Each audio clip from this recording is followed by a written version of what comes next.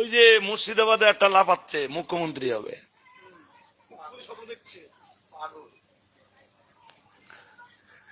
যার খুব হাসি পায়, আমি রাজনৈতিক জগতের লোক না, তবে এতটুকু তো বুঝি যে রাজনীতি করতে গেলে প্রথম সংগঠন করতে হয় পঞ্চায়েত স্তরে।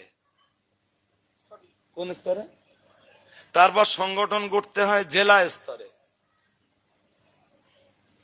তারপর সংগঠন করতে হয় রাজ্য স্তরে, তার পঞ্চায়েত স্তরেও কোনো সংগঠন নেই, অথচ সে স্বপ্ন দেখতেছে।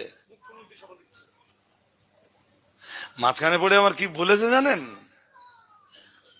বলেছে মুসলমানরা যদি আমার 100 সিট দেয় মুখ্যমন্ত্রী আমি হব,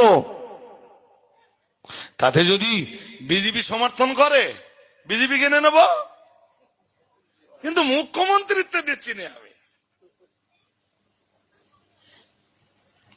যেদিন বাবরি মসজিদ করতে গিয়েছিল সেদিন আমরা ভাবতেছিলাম যে বিজেপি, সেদিন আমরা ভাবছিলাম যে বিজেপি এর খেলাচ্ছে না তো, শুনছেন নাকি?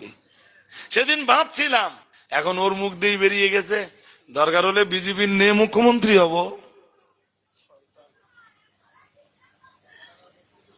ওকে সত্যি সত্যি মসজিদ করতে এসেছিল না বিজেপি পাঠিয়েছিল ওরে?